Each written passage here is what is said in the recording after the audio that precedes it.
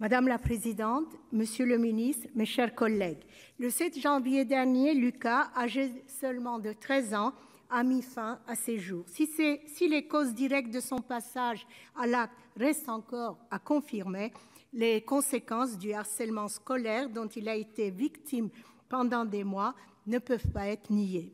Comme lui, chaque année, plus de 800 000 enfants souffrent de harcèlement scolaire et 26% d'entre eux ont des idées suicidaires.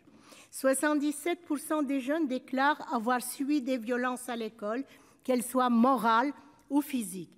Les conséquences psychologiques de ce que trop considèrent comme de simples railleries subies pendant l'enfance sont multiples. Perte de l'estime de soi, tendance dépressive, vulnérabilité relationnelle, que ce soit dans un contexte professionnel, relationnel ou amoureux.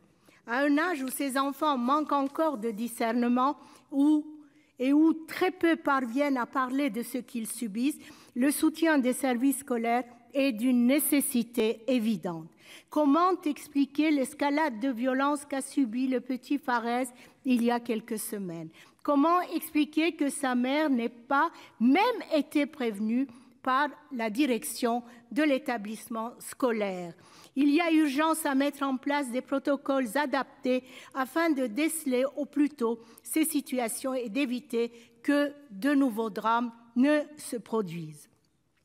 Mais il ne faut pas oublier que le harcèlement scolaire ne commence pas et ne cesse pas aux portes des écoles. La rue et les réseaux sociaux sont également le lieu de calvaire pour des milliers de jeunes. Certes, des peines sont prévues pour les auteurs de harcèlement scolaire, mais ces enfants en ont-ils seulement conscience? Face à la hausse des cas, le programme phare des grilles d'évaluation du danger, un numéro d'écoute et d'aide sur le harcèlement sont-ils suffisants? Les initiatives de certains établissements et collectivités sont louables à l'heure où la sensibilisation des enfants doit être une priorité.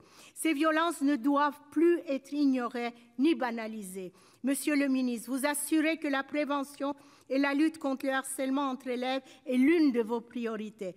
Les enseignants doivent, plus que jamais, être préparés, attentifs, les parents alertés, afin que l'école puisse redevenir un lieu d'ouverture d'esprit dans lequel chaque enfant, quel qu'il soit, puisse s'épanouir sans entrave. Je vous remercie.